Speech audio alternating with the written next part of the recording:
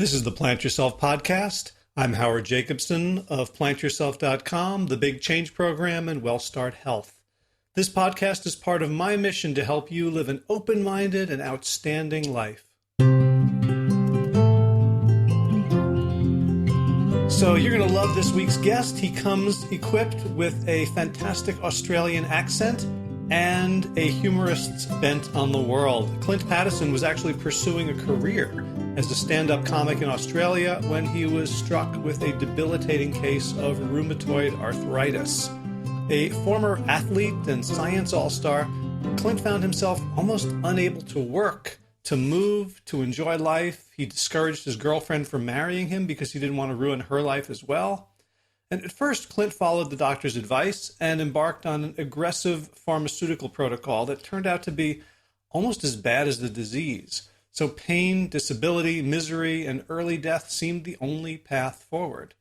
Then one day, he discovered a secret delivered by poison cherry. Fasting, induced by that food poisoning, profoundly relieved his symptoms. Intrigued, Clint fired up his science brain and began searching for answers, and he discovered a world of evidence not taught in medical school then and not taught in medical school now that diet and lifestyle can manage, stall, and even reverse severe cases of rheumatoid arthritis and other autoimmune disorders as well. Clint made it his mission to first heal himself and then share what he had learned with the world. Now Clint runs the Paddison program, an online training course dedicated to helping rheumatoid arthritis sufferers everywhere reverse their disease and lead happy, healthy, vibrant, fulfilled lives. Before we get to it, I want to remind everyone of two things. One, that I've installed SpeakPipe on my website. So if you go to today's episode, which is plantyourself.com/272, you can leave an audio comment. Let me know what you think. It can be just for my ears, or you can indicate that you'd like it published and other people can hear it as well. Much easier than typing, much more fun, and I hope you take advantage of it because I spent $100 on this thing and I really haven't used it very much. Second thing is, speaking of money, I would love to get more patrons to help support this podcast. So if you're interested in that, in showing your appreciation for the podcast and helping it grow and reach more people, you can do so at plantyourself.com and just scroll down the right sidebar and click that Patreon button, and it'll take you right to where you need to go. All right, that's about it for announcements for today. So without further ado, Clint Paddison, welcome to the Plant Yourself podcast. Oh, thanks so much. What a joy. Pleasure to be here. Yeah, you're my second Australian accent in a row, actually. Really? Yeah. Oh, well, we do tend to take over the world. Let's see if we can get three. I'll think of a friend who's vegan and we'll get him on the show. Yeah, awesome. I remember playing Risk, and Australia was always my favorite continent because it was the most costly to conquer for the least value strategically.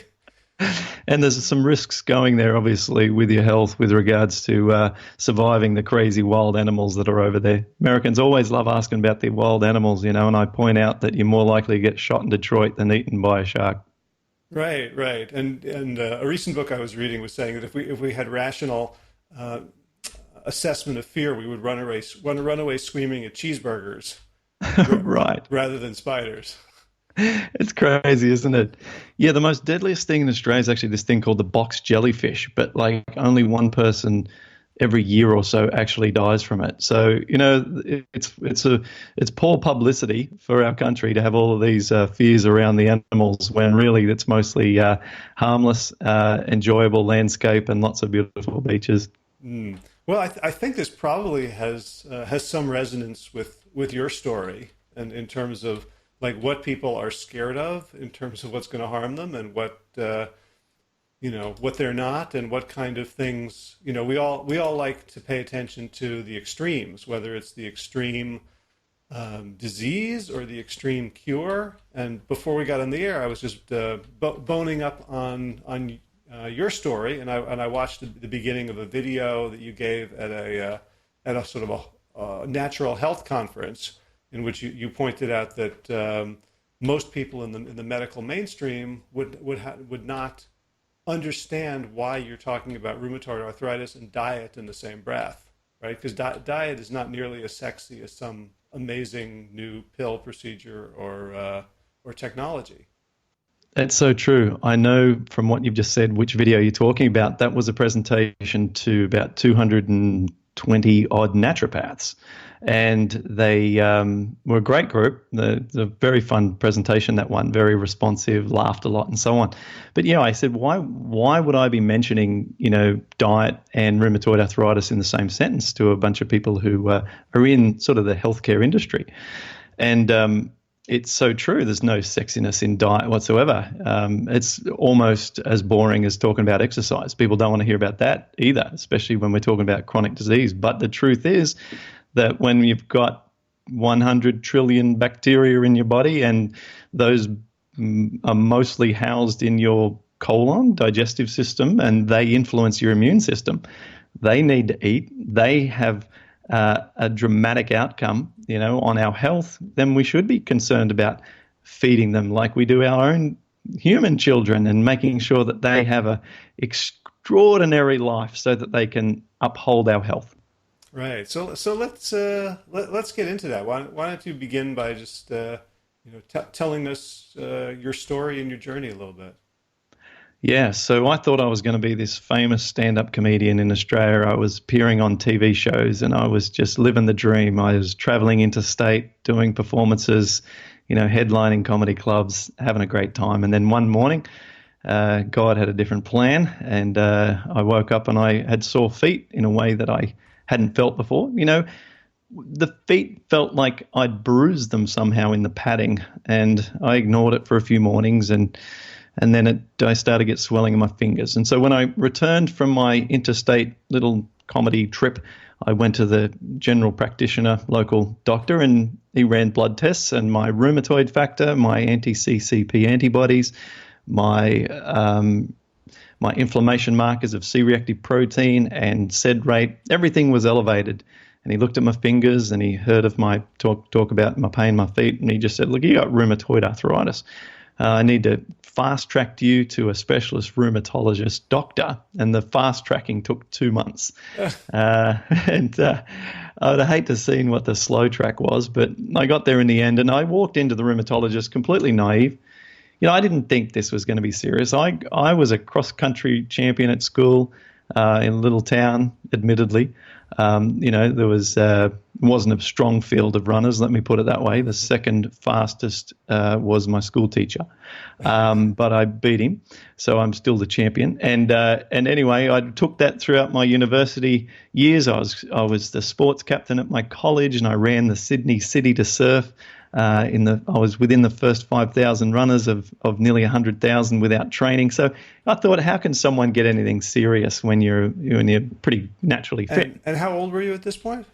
31. I'm 42 now, so we're going back 11 years. Gotcha. Okay, Yeah. so you got this diagnosis and you shrugged it off, it sounds like.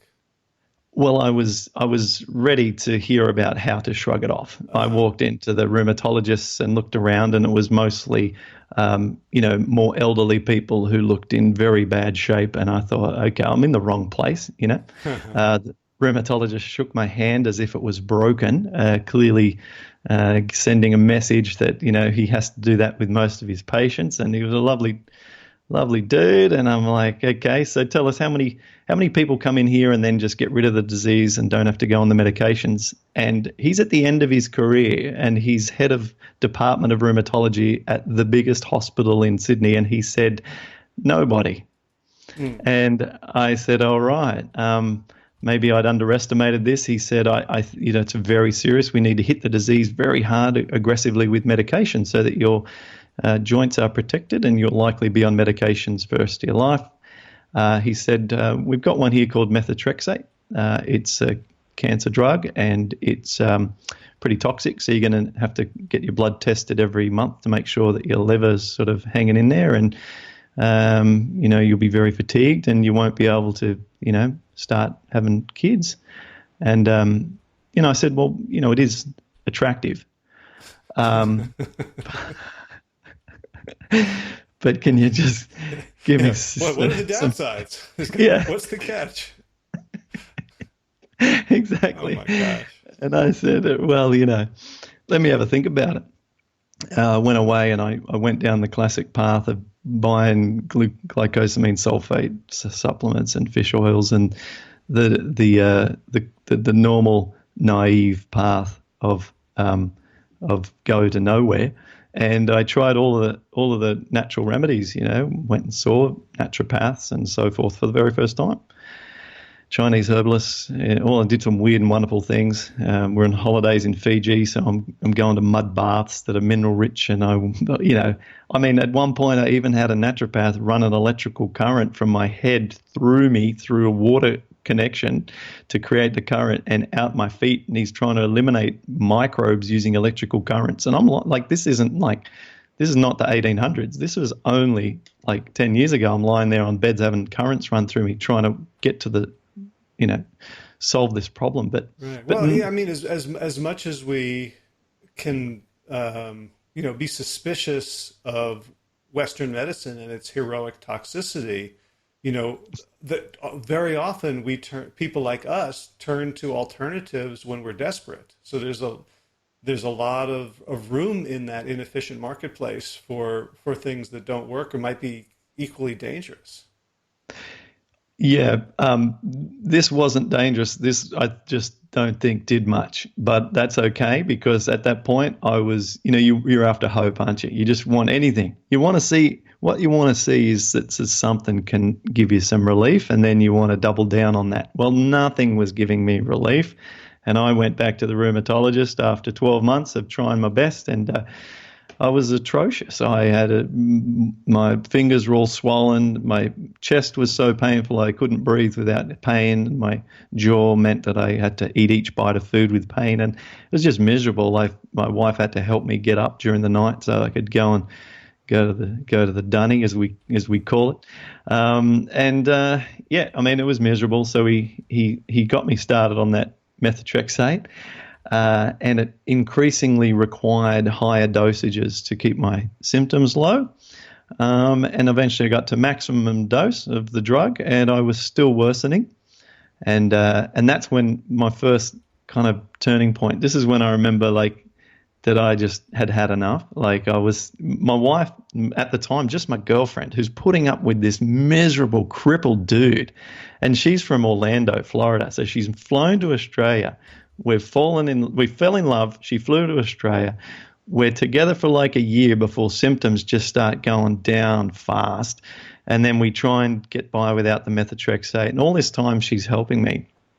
And she used to come with me to every appointment, and she used to read all the books with me that we'd buy from Amazon and have show up in boxes of books of trying to work out this relationship between the pain and its cause. And, she's saying to the doctor, what other medications have we got? And the way we could, in the future, maybe have children and stuff. And there was one of those moments I was actually watching her. I remember looking at her instead of him and just thinking about this whole situation. I just thought, this situation is now out of control. And we're hoping one day, or I was hoping to propose to her, and I said, I can't do this to her. I cannot be this person and then expect her to ever agree to one day marry me. And I still had some tools in the toolkit that I hadn't yet used in my mind, and that was I studied very heavily at university before getting into stand-up. So I had these big accolades from when I had been through university. I had, the highest thesis grade in the area of maths, physics, computer electronics that was ever issued for my honours thesis. I was Australian Institute of Physics Prize. I was given this Piercing medal for my contributions to the industry because I developed this thing. I published a paper out of university that said, the simultaneous fabrication of multiple optical fiber Bragg gratings using frequency doubled copper vapor lasers, right? And this thing had been published, and at that time it was like a big deal. And so I thought to myself, you know what? I'm so caught up on trying to go down this comedy thing. I've just got to put it all on hold and I just got to get well because I can't even hold the damn mic stand and move the mic stand. So I just kept comedy at a minimum, and I got into corporate gigs. So I found you can go and work and do a job for Microsoft for $3,000 as opposed to doing the same stand up down the road at a comedy club for $200. And I thought I'm just going to do the better paying jobs to enable me to pay my bills, and all of my time is just going to be try and work out what the heck's going on. Yeah. So you got this diagnosis, and it was based on some symptoms, but then they started, galloping and getting worse and worse. When you met with the rheumatologist the first time, did you talk about like why you got it? What caused it, or why you? No. Well, if I did, it wasn't a memorable answer. But, the standard answer is that there is no known cause. And I look forward in a few minutes to talking about exactly why I believe I got this condition, and that I think is fascinating, and why other people get it. But no, at that time, I had no even comprehension or hunch as to why I might have gotten it. No one in my family had it. There's no predisposition in my family. I couldn't spell it. I didn't know anyone with it. Hmm. Yeah. And so for during that 12 months, I'm imagining it must have taken a toll on your comedy outlook. Like, did that become kind of a struggle? Like, you're going to go out there, right? I don't know what you were like then, but now you're sort of very engaging, very sort of extroverted energy outward. Did Um, what did the pain and the frustration do to your ability to make people laugh? when I was on stage, I was okay because it is an act, right? So we get into the zone, we jump on, and we go for it. I wasn't too bad when I was on stage, um, with the exception that I was very tired from the methotrexate. It causes incredible fatigue. It's like a very, very severe jet lag after a long flight. And so I had that with me all the time. And so I'd have to be more careful about my preparation for gigs. I would have to make sure maybe that I took a nap in the afternoon or that I got a good rest the night before. And I was also doing a lot of Bikram yoga at the time, which is a 90-minute heated class that's very challenging. And so I've got this methotrexate fatigue plus this Bikram yoga fatigue to try and keep my symptoms down. And so fatigue was the biggest obstacle when it came to stand-up. And it definitely put my career progress, it slowed my career progress because I wasn't writing jokes. You need to at least feel that there's some funny stuff going on in your life, or take a weird angle on things that you observe to be able to find those moments where you think there's something in that. There's a gem there and I just need to explore it and mine it. But I didn't want to pick up a pen and try and write as soon as I woke up.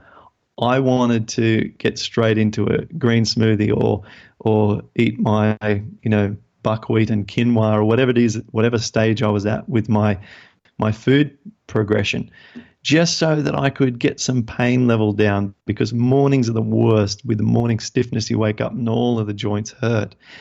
And so I just wasn't in a place where I could build new material and feel like it even was a priority in my life.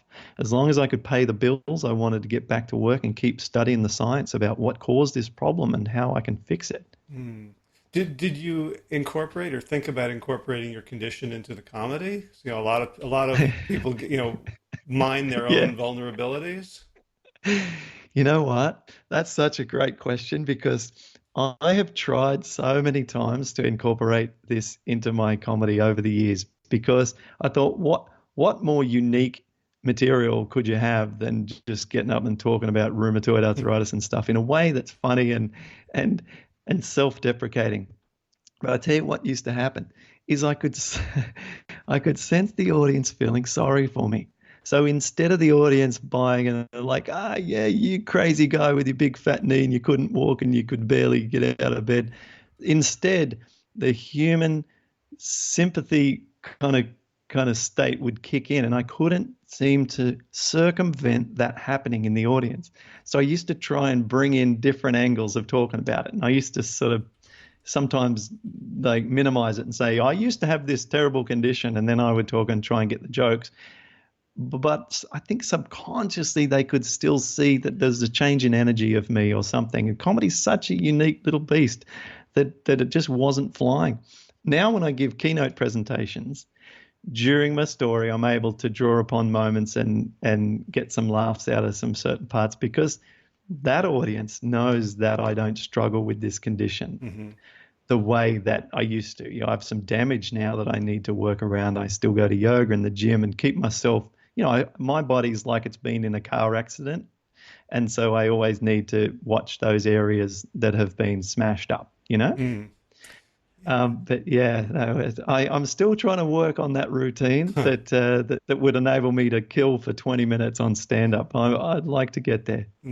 Well, I mean, what's occurring to me, and this is sort of taking things out of order, now, you have a career in a business helping people around the world, and you're in, as we said earlier, you're in a field where there's a lot of dodgy stuff. There's a lot of quackery. And if you go on rheumatoid arthritis forums, one of the main things people talk about is, can I trust Clint Paddison? Can I trust this thing? Can I trust this supplement? And they all want to know, is this another scammer? Because everybody's been scammed. And I know I've done a little bit of stand up at a very, very amateur level, but what I learned about it was the heart of it was empathy, was sort of understanding other people's take and their pain. And then, the hard part for me was sort of making it funny. But the core of it was, if I'm telling a story about something that I want the other person to laugh at, I have to get on their wavelength and get kind of past their resistance. And I'm wondering if your comedy training and all those years of work make you better at connecting with people who are naturally going to be distrustful.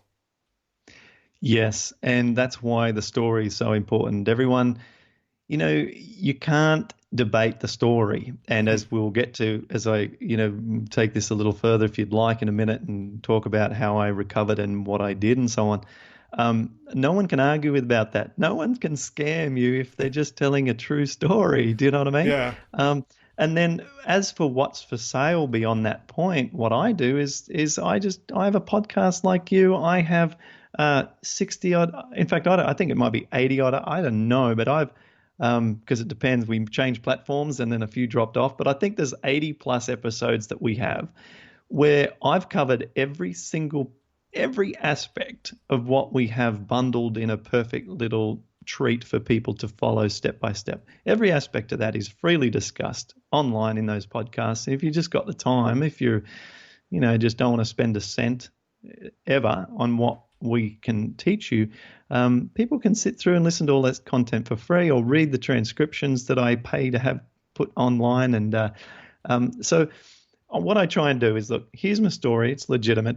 Blood tests confirm where my inflammation is at, my walking abilities, my chin-ups, my push-ups, my you name it. You can see that I'm physically capable where I wasn't able to do things in the past. And here's all this endless free stuff. So, I try to be in an area where it's easy to be a target. I try to make it hard to hit me. Right. Nothing like the truth, huh? Yeah, nothing beats the truth. I mean, that's right. I mean, what we're trying to ultimately do is to educate people and help people. And the only reason that I have a small price tag on anything that I do is so that I can be able to allocate an hour at 11 a.m. on a Tuesday morning and talk to you, because otherwise I'd have to go out, get a job, or I'd be interstate somewhere doing some crappy little comedy club for a few $100 here in the States, because, and I think it's just more purposeful and more meaningful and more of a contribution and more of a calling for me to spread this message, which can affect people's lives more than a half hour of laughs, because there's so many people who are good at making people laugh, but there's not so many people who have a story like mine and now a way of articulating it and sharing it, I think, if I'm allowed to say that, as what I'm currently doing with this disease. Right. All right. So let's not tease people. So what did you do? It sounds like you did all sorts of sort of whatever crossed your path. in early, the herbal stuff, the mud baths, the Yeah. microbe electricity. It sounds like you weren't operating at that point from a theoretical understanding of the disease. No, no, I didn't. And let me add to that, in fact, that I was just hopeless and so naive about health. I was your absolute boxed mentality of we got to eat meat for protein. Salad sucks. Um, v- some steamed or roasted vegetables are good, and occasional fast food's all right as long as you don't have it that much. Hmm. And that was me. That was me and all my friends. So if we all got together to watch a football match or something, it would be, big barbecue meat lovers pizzas and Coca-Cola. And then if I was by myself during the day, I'd go out and have like chicken and vegetables as lunch at the local cafe. And I never cooked. And when I mean never, I mean I couldn't cook at all. And so every meal for me was eating out. So what happened was I was trying all these different things, and then I had the big breakthrough. And my big breakthrough was I got food poisoning from eating. So I was in Australia. We're on a long drive from visiting my family who live in the like quintessential outback. Okay, so they're out. There's roos on their property.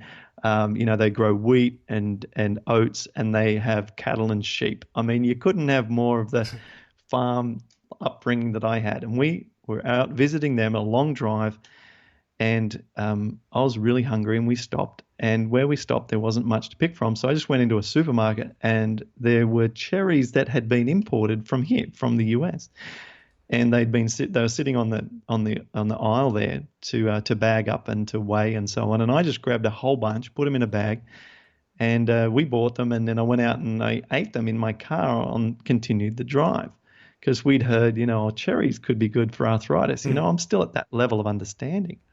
And I didn't wash the cherries, so they were imported, unwashed, and my hands weren't washed.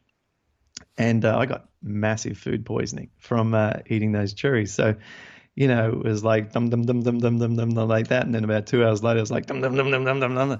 And it was coming out both ends, ferocious purging for 24 hours.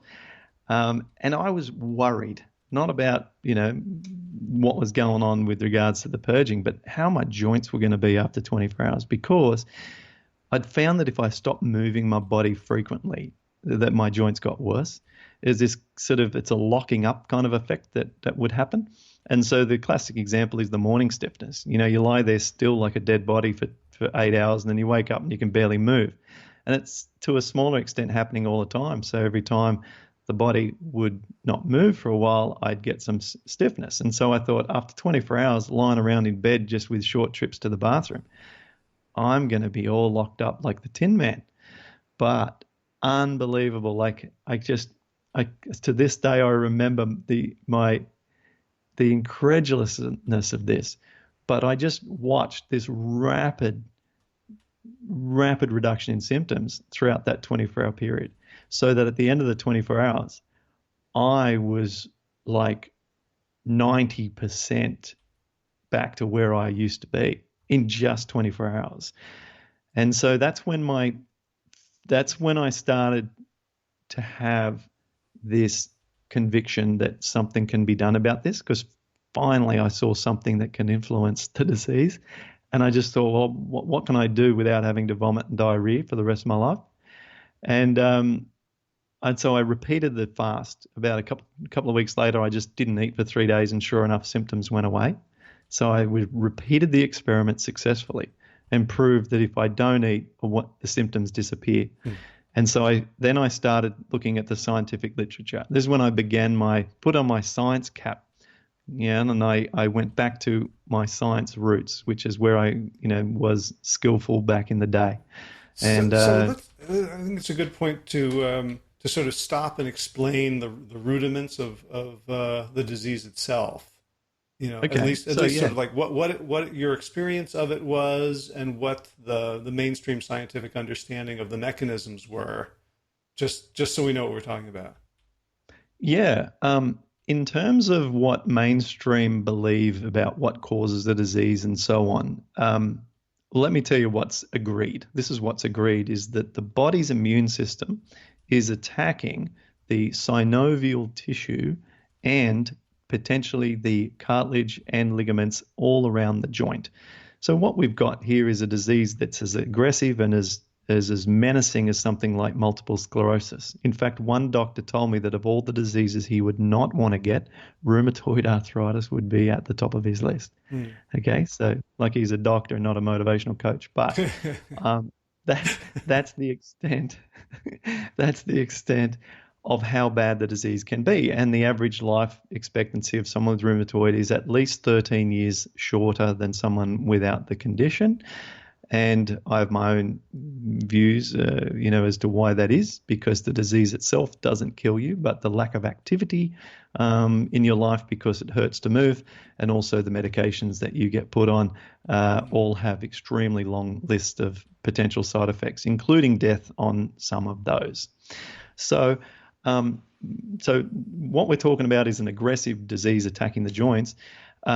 The mechanisms of what's actually going on, now we're going into Clint's world, right? You don't hear a lot of what's going on like I'm about to describe outside of here. At least, it's becoming more described in this manner, but you don't hear this within medical professional community. So you wouldn't hear your rheumatologist say what I'm about to say. But I've got a guide for rheumatologists to educate them, which is over 200 scientific studies, which supports everything that I'm about to say. That's available on my website. It's just our website address /guide, GUIDE, and it's available for free. And for people with short attention spans, what's the website address? It's paddisonprogram.com, and it's double D as in bra, ISON, double D as in bra size. Paddison. I was like, bra, B-R-A. There's no D. now I see what you're saying. PaddisonProgram.com/guide with That's it. 200 plus peer-reviewed referenced articles that explain what's going on. Yes, because with every intricacy of how I describe this, I have a reference to show that is backed up scientifically. So now I'll fly through this because it can occupy a large portion of my presentations, but I'll keep it punchy. So the way that I taught myself to remember this, it's handy for others as well, trying to remember this, is what's going on with rheumatoid arthritis digestively, is the acronym BLAME. I wasn't able to get it so perfectly neat and satisfying that it was just one A. I had to add another A as if I lived in Northern Australia. So instead of blame, it's blame, like that. It stands for bacterial overgrowth. So people with rheumatoid arthritis have a bacterial overgrowth. And again, all the studies for this, I won't say there's a study it's all there in the guide if people want to reference what I'm about to say. But we have a bacterial overgrowth. So people with rheumatoid, they have low levels of healthy bacteria like Lactobacillus acidophilus and Bifidobacteria range. And they have bacterial overgrowth, often small intestinal bacterial overgrowth, but also in their colon. So more pathogenic bacteria. So we've got a bad microbiome, basically. Next, we have leaky gut. What's going on is that particles from the lumen inside the digestive system are going into our bloodstream incompletely digested. So they're not being broken down sufficiently. And if we see a protein going into our bloodstream, the body can treat a whole protein as a foreign particle that's floating around the bloodstream, where we're only meant to have safe and usable amino acids. And so the body can develop an immune response to a protein in its blood. It's very dangerous when that can occur because those proteins can look similar to some of the proteins in our own tissues. And in the case of rheumatoid arthritis, those proteins that make up the tissues of our synovial lining. And so the body can then attack these proteins in the blood to get rid of them, but then say, hey, they also exist here in the fingers and the knee and the ankles and so on. And it can develop this massive cascade, which is not possible to stop. Which enters this whole world of this cure thing. So I don't buy into it can be cured.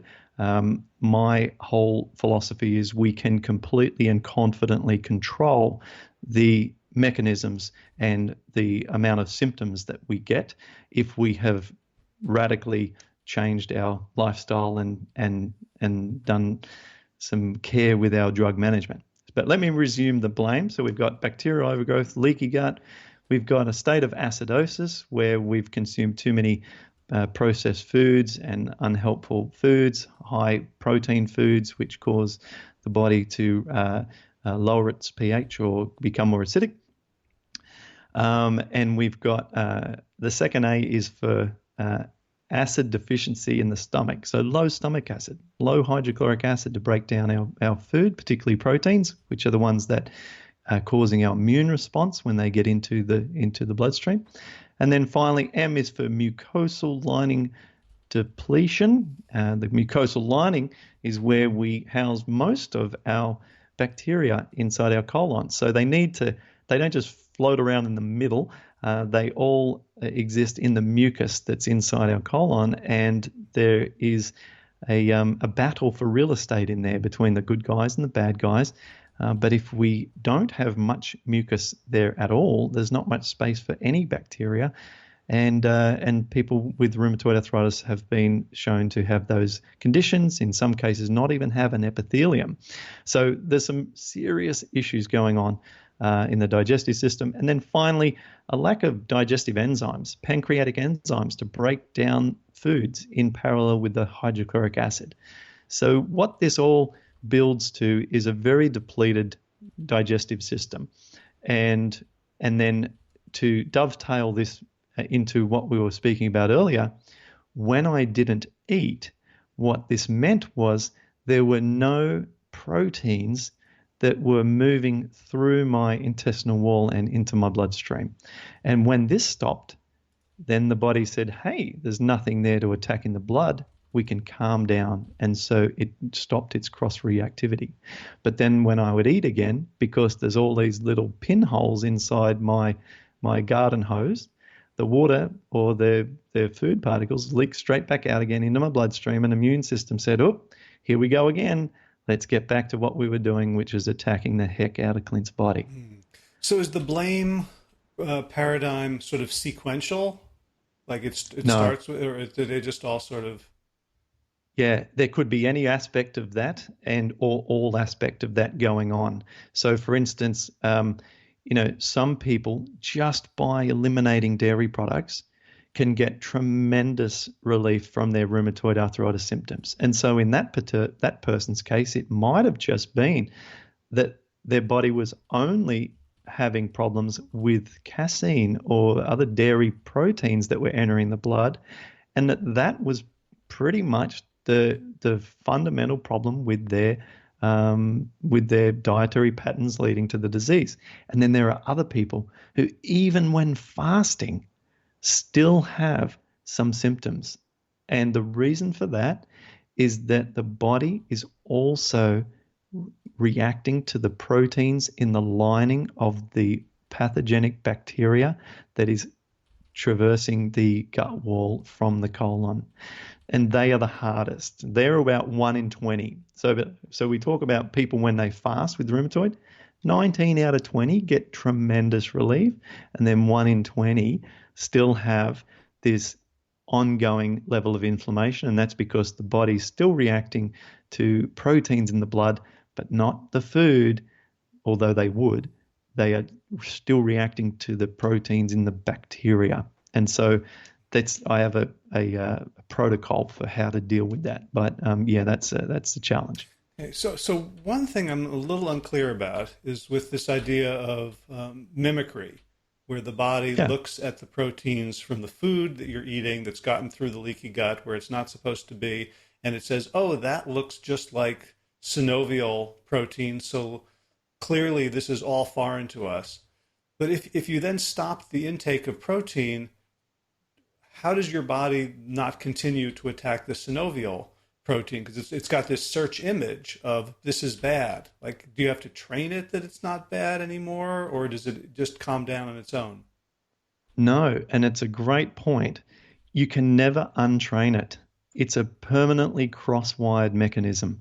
So if I was to go and eat cheese pizzas for the next 2 weeks, KFC and McDonald's, I believe that I can get symptoms back again. And it's an experiment that I don't want to do, and I don't want to find out the result because I've put in so much work to try and create a robust digestive system where the spaces that exist for particles to move between and through my digestive wall and into my blood are now so low that it's preventing these incompletely digested proteins to enter. However, as I said, I believe I could recreate this if I wanted to go ahead and try and prove my hypothesis or something, but not to the extent that I want to do that. And so I believe that forever, if I were to get some of these proteins into my blood, my body would trigger again and go off and go and attack those. And at the same time, I would have some crossfire in my own joints. But if you don't have those proteins in the blood in the form of food or bacterial lining proteins, the body does stop. So this is sort of like someone who had their house broken into, and now they're all paranoid, and they've got their gun under their pillow, and their girlfriend walks in, and they wake up and shoot her, right?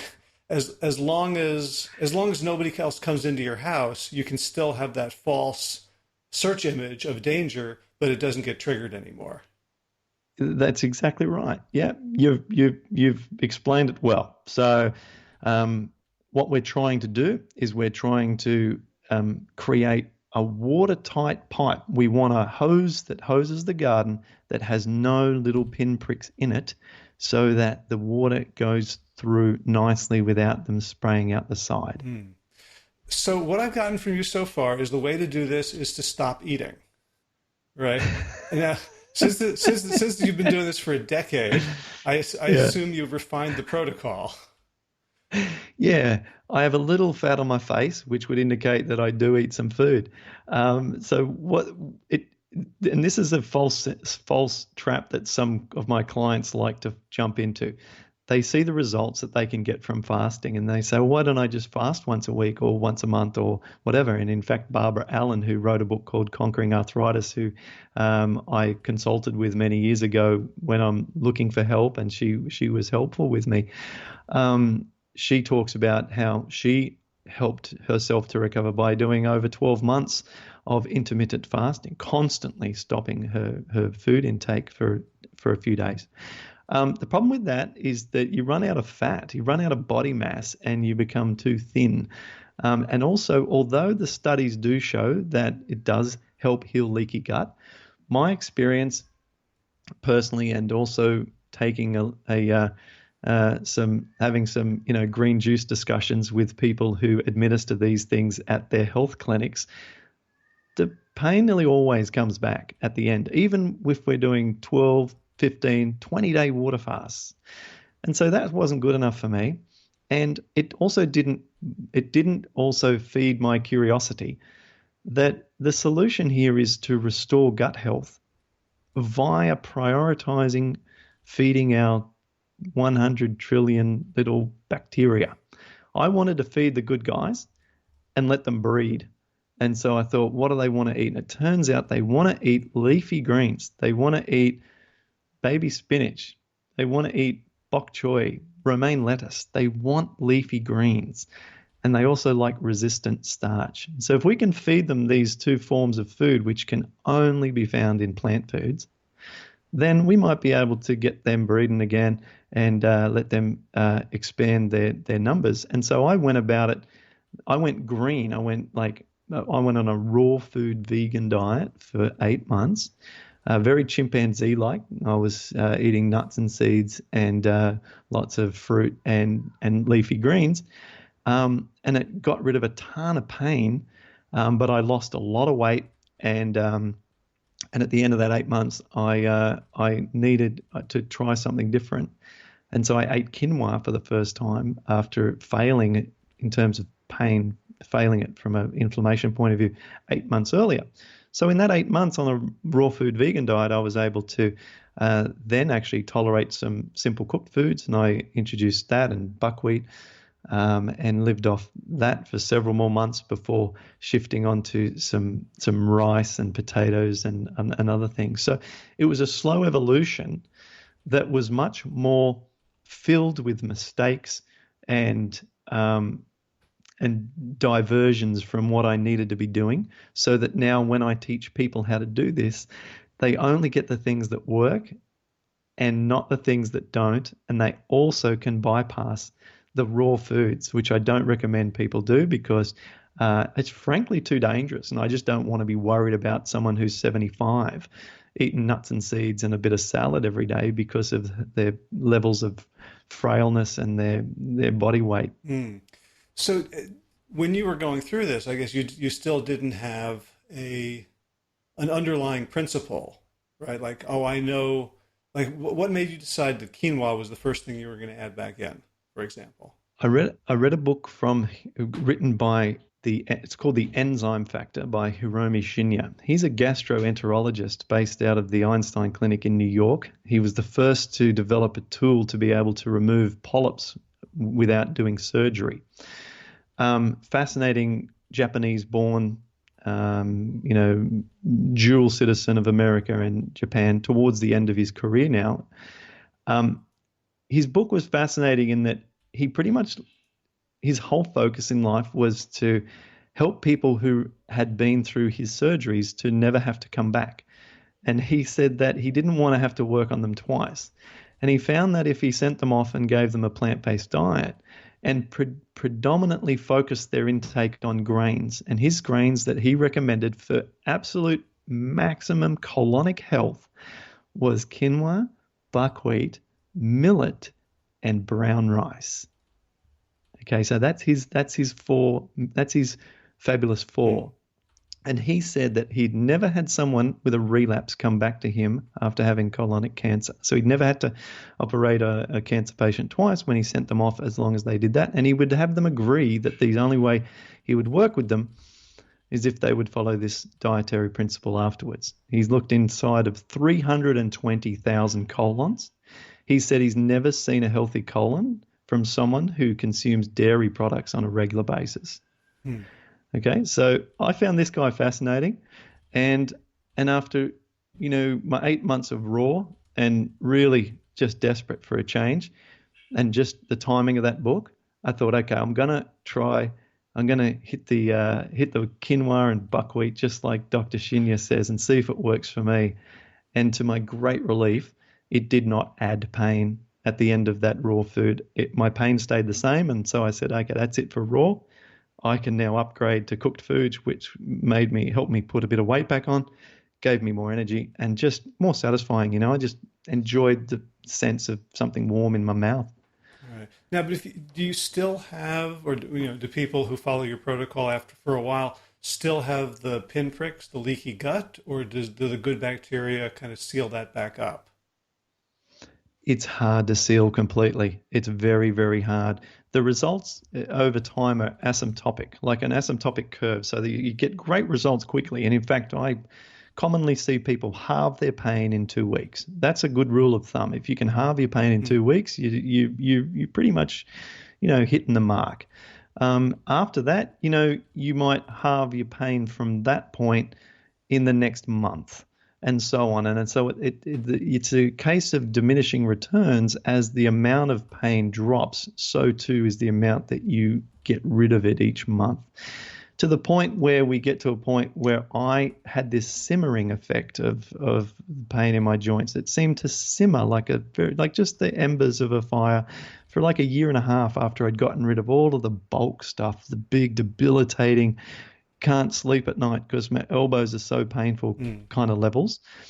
And so trying to get it to absolute zero, whilst at the same time getting very excited that now you can eat potatoes and bread and pasta and all that. You've got these conflicting desires. One is absolute zero pain, and the other is a normal lifestyle again. And so it's finding that balance for everyone. And the trick is that people continue to expand their diet to, like mine is now, which is a completely diverse, whole foods, plant-based diet. And as they continue to expand their foods, know that at any time, if you've pushed it a bit too far with the enjoyable foods and new things, just to go back to what I call baseline, just for 1 or 2 days, which is the basic foods like the Dr. Shinya foods, the buckwheat and quinoa, some sweet potato, and lots of leafy greens, and that is eliminating the pain bath water, gets rid of it within a day or so, and then you can get back exactly where you were. And just that cleansing effect of those basic foods seems to, reset your clock on the inflammation buildup. That's a great way of knowing that you've got that security at any time if your pain starts to bump back up a bit. So it's almost, I can imagine like people who don't have rheumatoid arthritis going, oh, that's really useful to have a negative feedback mechanism that's almost as quick as the positive feedback mechanism of some sweet piece of junk. Yeah. And so the inflammation in the joints is just an alarm going off. And so it's a loud alarm that goes off. And when you hear the alarm, you say, okay, well, what do I need to do? Got to empty the pain bath water. I got to reset back to baseline foods for 24 hours, and then I'll feel fine again. And yeah, it's good for anybody. I mean, if anyone has a situation where they just have some bloating or some problem, any kind of like persistent health issues, take a leaf out of the Shinya guidelines for eating, and if you just eat brown rice and with some miso paste and a little bit of seaweed for flavoring instead of salt, and have some sweet potato with that, and some buckwheat and quinoa that can cook in the same rice cooker because they cook at the same time. And if you just eat that for 3 meals with a ton of leafy greens, it's hard not to see how symptoms are going to abate over that 24-hour period. It's pretty remarkable, in fact. Okay. So you found that the first time you went 24 hours, you didn't have those proteins in your body and they didn't trigger the inflammation. Plants, as we know, are full of protein too. What's the difference with, in your current understanding between whole food plant protein and animal protein, dairy protein, or highly processed foods? And maybe it's two different questions. Maybe the protein and the processed foods are different. The processed foods is easy. We can move out of the way quickly because processed foods, obviously, we're not feeding our fiber. We're not feeding our bacteria at all. There's no fiber. So we're getting that satiation in terms of having some calories, but we've just starved our entire microbiome. Nothing's gotten to them. So the way to think about this is think about your microbiome, or think about the gut bacteria that you're trying to feed as being a par 5 on a golf course. And if you pull out some processed foods and eat it, you've just hit a pitching wedge off the tee and you haven't gotten anywhere close to the green. Okay? Because you've got to go through 22 feet of distance to be able to get to them. But the processed foods get burnt off immediately just in your upper intestine.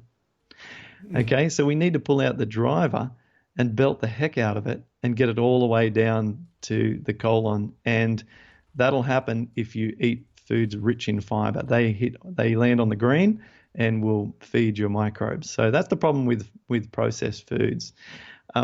Now, the question about plant proteins versus animal proteins, there are obviously differences in the amount of acidifying effect that the animal protein will have on the body. But I do believe that even plant proteins are problematic until we can have this closure or sealing of the gut wall. Now, more problematic throughout the meat and dairy eating phases is actually the fact that they're rich in fat. And this is I'm introducing something new here, but the underlying problem with meat, dairy, and oils, vegetable oils, which are the three greatest enemies for trying to heal RA, is the fat content above all else, because the fat content actually increases leaky gut. Again, refer to my guide for rheumatologists here. So we have temporary increase in gut leakiness in the presence of dietary fat. So when this happens, it's then that the proteins can get more efficiently into the bloodstream and cause the problems. So when we're eating plant foods, unless we're eating avocados and olives, then almost all plant foods are lower in fat than the animal foods. And so we're therefore not causing more additional leaky gut whilst the food's moving through the body. And so less proteins enter the blood and less symptoms occur. So it really is you're mentioning sort of fats and proteins separately, but it's a holistic mechanism where you know you need Exactly. burglars and crowbars, and without either one of them, your house is safe. That's right. Exactly. Yeah. And so, what's the connection between the healthy gut bacteria and the leakiness? So the gut bacteria have been shown to excrete a substance that helps restore the integrity of the gut lining. Or in simpler terms, the bacteria kind of pee out a substance that seals the gut. And if we have enough of the bacteria that do that process, then we're going to see a restoration of our gut wall. And it's your famous classic guys. It's your lactobacillus range that do this. And we just want to, we're not trying to be ultra scientific and nerdy about this when we look at our bacterial strains from the local CVS, if we want to buy our probiotics there, or from the local health food store. We want to hit the most famous guys, and we also want to aim for our diversity by eating lots of different plant foods, and we'll get the job done. The main thing is doing it. It's easy to intellectualize this whole concept, but if I take 20 people and I put them on our baseline part of our program, okay, and I send them off to Bikram yoga every day to do an hour and a half of exercise, so they actually eliminate their lymphatic waste because they are actually out there moving and they're stimulating their lymphatic system in that way. Detoxification through the sweat, deep breathing, enabling their energy to improve. You'll have 20 people at the end of a week or 2 weeks who are completely different than at the start. This isn't like there's not many exceptions to that rule. Wow. And so, is it Bikram yoga in particular because of the heat, or the sequence, or the time, or would you say any sort of movement is going to be helpful? Yeah. All movement is helpful if it doesn't cause that joint that you moved more pain the next day. So the misconception with rheumatoid is that you shouldn't move too much, but on the contrary, you've got to move as much as possible, and you've got to strengthen those delicate connective tissues between your, particularly your knees and your elbows, which become caught up in the inflammation process. Bikram's particularly wonderful because it's the same set of postures every time. And so the benefit of this is that you get to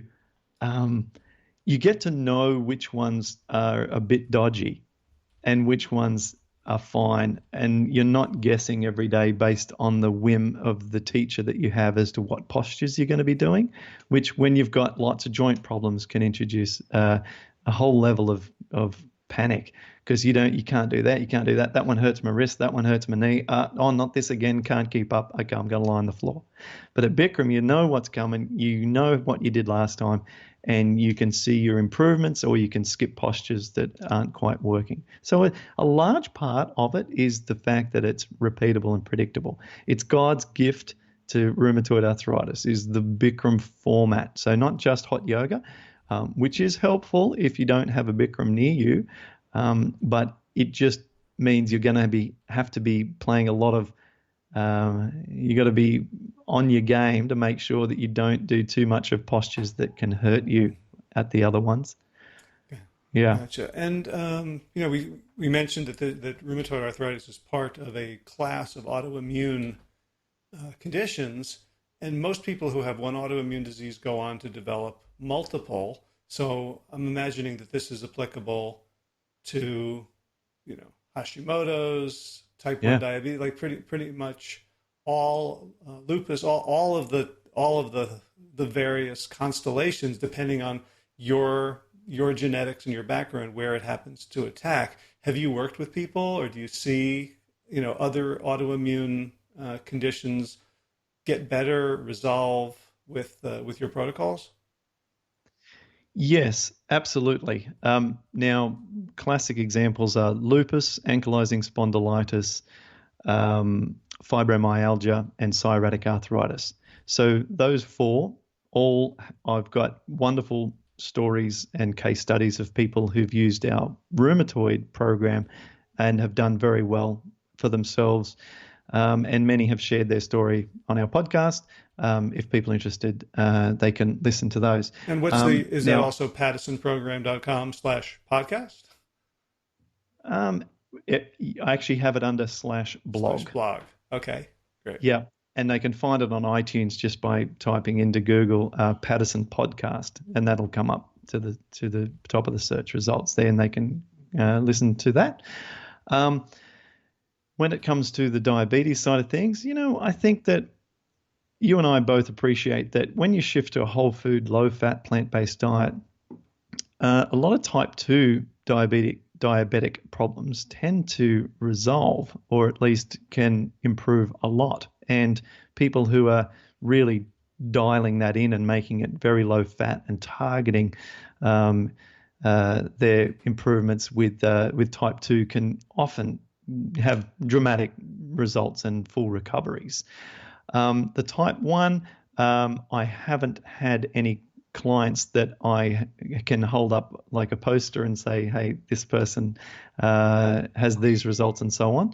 And in fact, I just defer them all to Mastering Diabetes, our friends Cyrus and Robbie, who run that organization, because those two gentlemen who both have type 1, for mine, are better experts to handle. I just had them on last week. Oh, awesome. Great guys. Yeah. Like that. So leave us with a to-do, right? For someone listening to this with RA or one of the other autoimmune diseases that responds well, is there, do you have like a breakfast or a protocol or something that people can get started with while they go check out your website, your podcast, and your program? Yeah. So what we want to do is keep it low fat. So we want to go low fat, definitely, as a broad statement. Now, this will mean, first and foremost, stop the vegetable oils. We've got to get those vegetable oils out of the diet. If you're putting oil on your salad, stop it. And eating leafy greens needs to be a priority. Now, there seems to be a conflict of interest there, because some people think that they love salad, but turns out they just love oil. All right. So what we need to do is we need to develop an ability to use some other things, maybe some chopped up raw onion, or maybe some lemon juice, or something that's not as high in fat and problematic as the oils on our salads. I just eat it straight out of the pre-washed mixed leaf containers that you can buy at your local supermarket. I've been doing that. I was doing that we had our meeting with our wedding planner in Hawaii going back 6 years.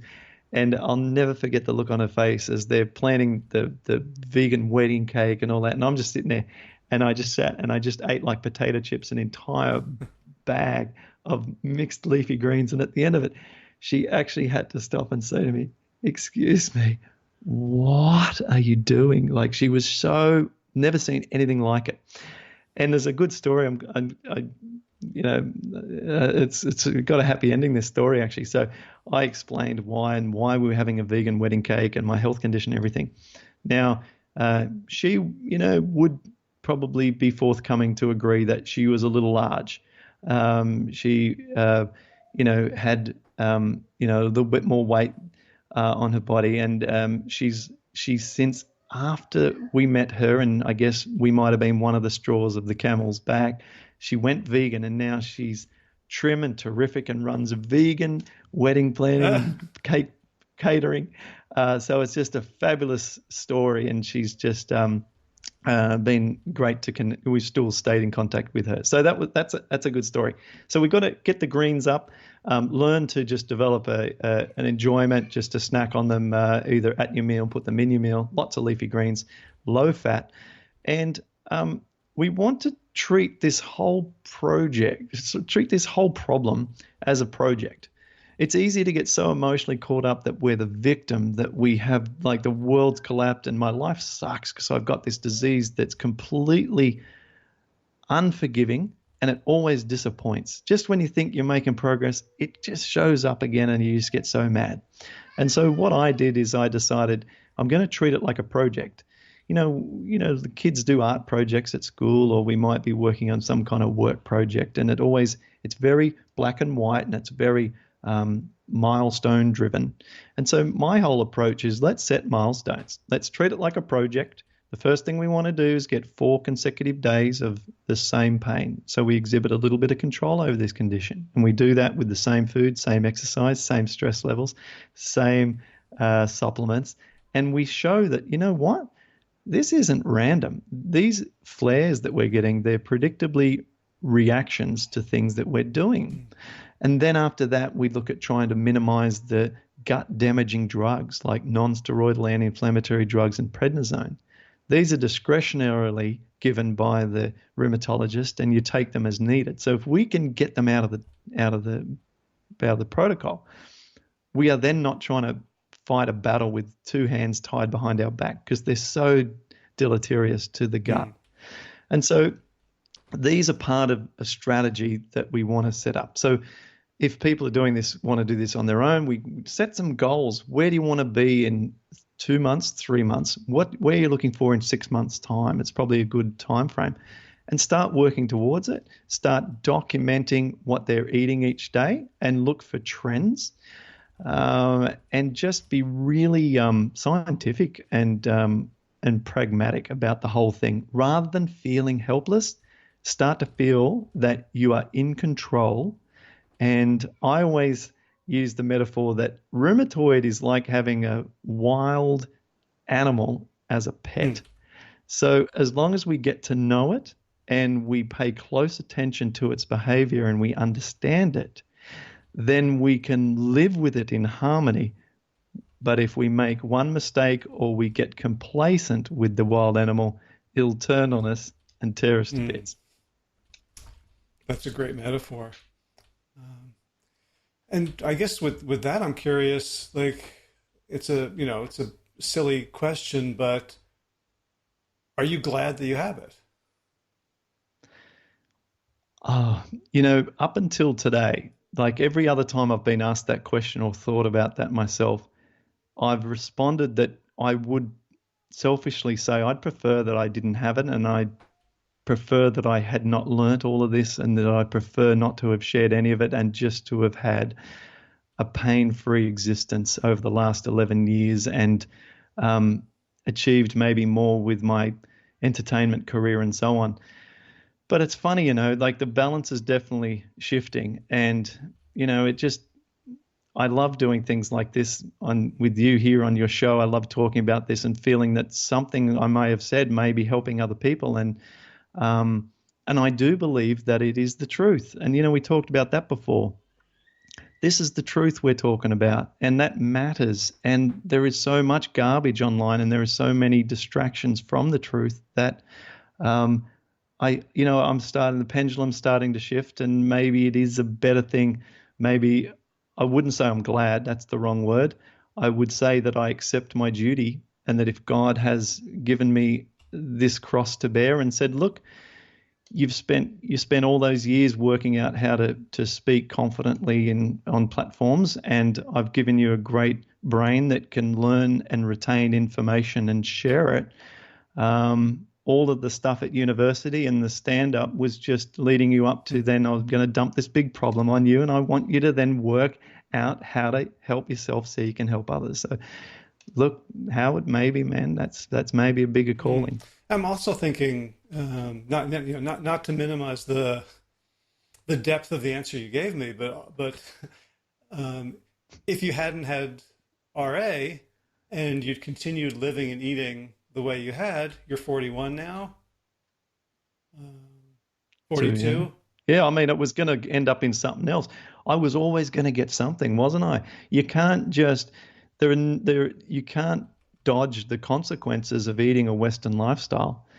whether it shows up as one of the other conditions we mentioned earlier, the other autoimmune conditions, or maybe it would have showed up with high blood pressure or high cholesterol leading to something even more, something fatal, or whether it would have been just ongoing digestive issues for the rest of my life, which I would have then,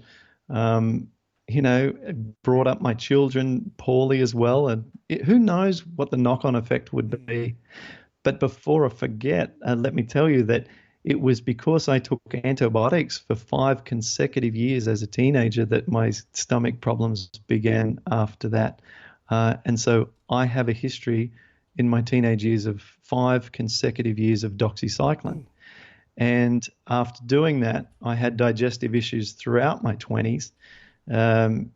And ultimately with then some injections that I took before I went to Iraq to entertain the troops over in the Middle East, the Western troops. I had to take the injections and more antibiotics. And within a month or two of getting back from the call of duty, I started rheumatoid. So, we talk about how I went to all this effort to try and restore healthy gut bacteria. It all went the opposite direction in my early years with antibiotics. So that was the cause of my situation, I believe. So essentially, that was a prolonged period of sort of carpet bombing your gut, Yeah. And the things that were able to survive it were the noxious ones. I don't know if anything survived it, to be honest. And then after that, I kept feeding it with things that would probably then allow the noxious ones to thrive. I think that if I had have started a plant-based diet, even in my 20s, I probably would have avoided the consequences of rheumatoid arthritis. Or if I'd have just eaten a lot more salad and even just found more of a balanced lifestyle. I think it took a lot to get it to where my immune system just shut down like that, particularly at 31. Something severe has to be at play. Yeah, somehow as you tell that story, I'm globalizing it to our planet. Like I'm seeing a lot of sort of micro macro self similarities between when we destroy an ecosystem to the point that it can never get back to the way it was, we have to try to mitigate and get it as healthy as we can. Yeah, exactly. In fact, I use that metaphor, like I'm writing a book now to go on Amazon, and I've used that metaphor in the book, which is that you can think of the microbiome as the quintessential Amazon rainforest. So we're meant to have this lush diversity of green where we've got all these different plants and a beautiful canopy of protection that protects the animals, which are the birds, the monkeys, and all of the insects and so on. And then antibiotics are like bulldozers, just crushing the entire ecosystem, killing all of that natural life that's there, and all of the animals that thrive in there also end up perishing.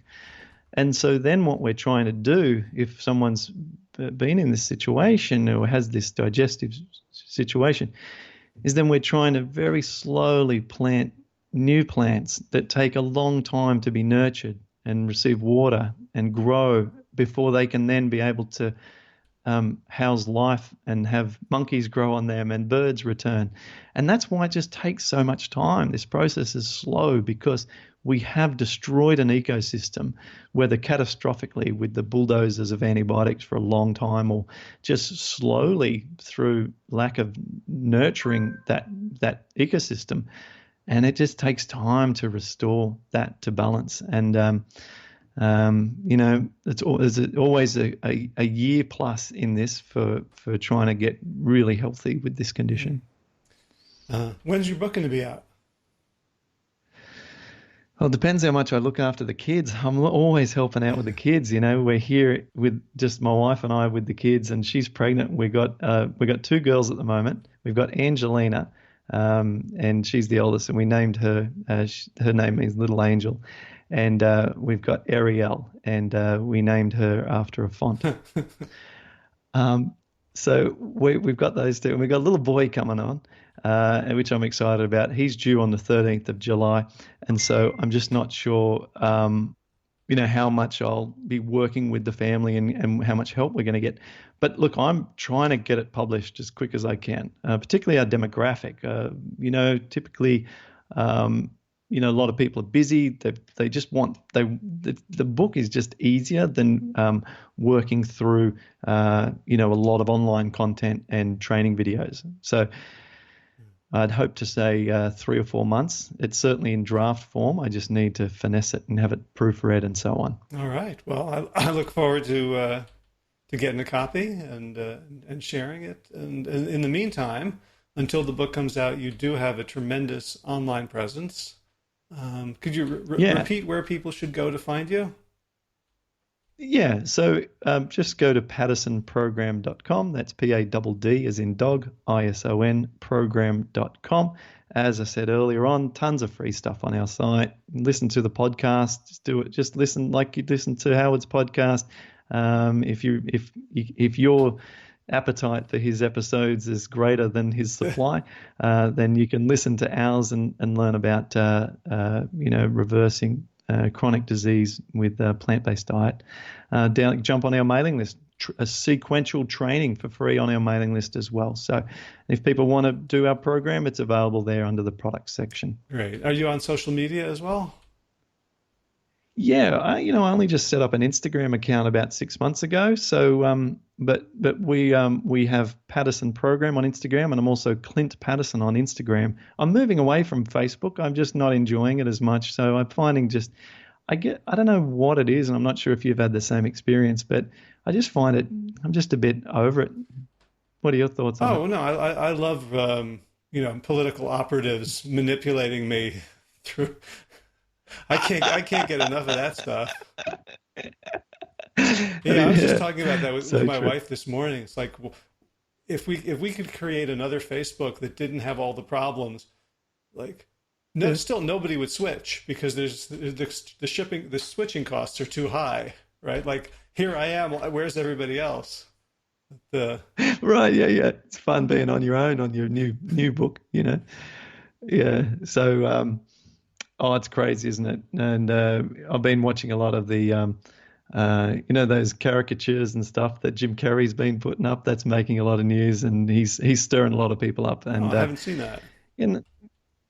Check out his new career is now that he's become a painter, Jim Carrey, and well, he has been painting for 5 years or so, but now he's putting on Twitter each of his latest creations, and they're all heavy political attacks, derogatory images of the leaders, and it's getting a huge amount of news coverage. So, and he's dumped all his Facebook stock after he found out that Russians were influential in the US presidential election and so on. So, and Facebook was aware and did not stop the ad campaigns and stuff. Anyway, look.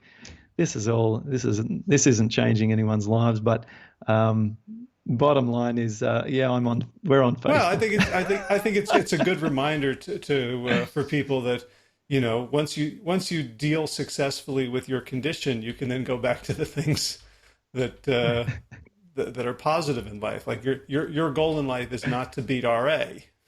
That's a means to enjoying laughs and family and love and all the other experiences that make life worthwhile. So exactly. That's right.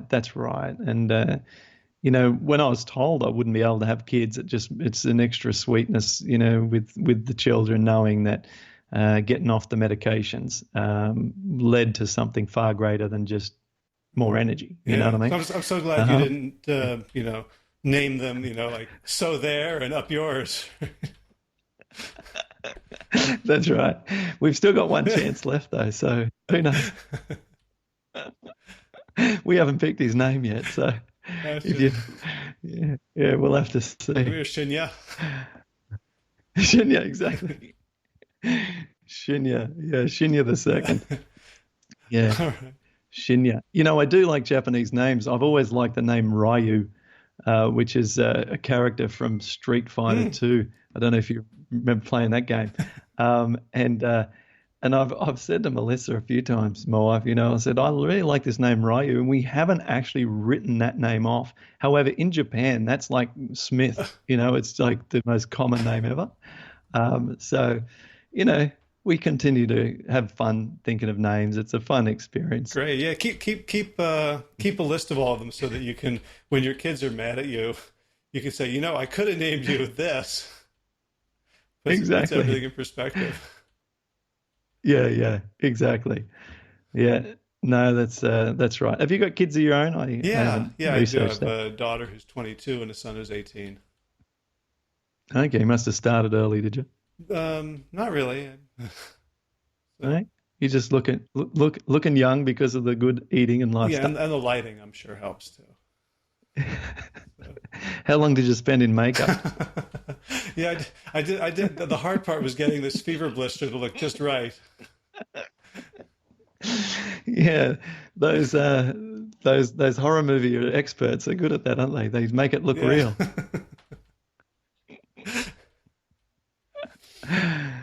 Yeah, God. All right, well, Clint, it's been such a pleasure talking to you, getting to know you, and seeing your impact on the world in all these concentric circles. And as sad as I am that we don't know more about optical whatever. I'm so grateful that you that life took you in this direction. And it's really a pleasure and an honor to speak to you today. Oh, that's very, very warm words. Thank you very much, Howard. Hopefully we can meet at a conference at some time down the track. I've just started to, get into the, rhythm here of the conferences that happen and which ones I should go to and potentially be a speaker at with some luck in the future. And, is there one that you go to every year that I should go to and hopefully meet you at? It's changing because I've just joined a startup as a co-founder, and so I've moved into more employer health rather than the work that I was doing was very much like yours, working with individuals, sort of direct to consumer. We can talk offline. There's a lot of there's a lot of good places and good people out there, and I can certainly tell you the conferences that have the best food. Awesome. Okay, well, that sounds like a great chat. Thanks so much for having me. Thank you. Take care. What do you think? Is Clint not a sweetheart and brilliant and kind and all those things, plus funny and Australian? That was a very special interview to me, and I hope that the Paddison program continues to grow so that he'll come here to do a workshop sometime, and I can get to meet him. So if you enjoyed this episode of the Plant Yourself podcast and you'd like to support the mission, first thing you can do is subscribe and leave a review on iTunes. If you're not familiar with how to do that, check out plantyourself.com/review for all the info. And if you'd like to find out more about the next run of the Big Change program /WellStart Health, just go to wellstarthealth.com/program. And you can find out more about it. We don't have another fixed date, but it'll probably be within the month or so. And be sure to check out the show notes for today's episode with links to everything we talked about, including Ryu from Street Fighter 2 at plantyourself.com/272. If you're new to the show, you can catch up on 271 archived episodes over at plantyourself.com. In garden news, we've had a lot of rain. The greens are doing good. The tomatoes, some of them are hanging in there. Some of them seem to have rotted out or been infested with something. And no matter how hard we work, the fire ants keep coming back, so they're fun. And looks like we may have a really good blueberry crop this year. And last year, we got 0 Scuppernong grapes, which is a variety of muscadine. They're very, very sweet grapes with a very thick skin and seeds. And last year we didn't get a single one, but this year there are bunches of the teeny suckers on the vine. So I'm hoping that not pruning it back as violently as I did last year will help us get a good harvest.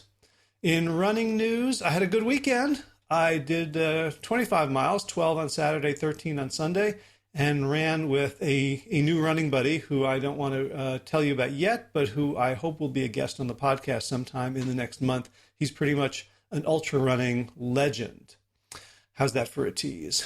All right, let's talk about thanks. Let's bring up the music. Sabali Dawn, The Dance of Peace by, of course, Will Ridenauer. Check out willridenauer.com for more of his beautiful West African-inspired music.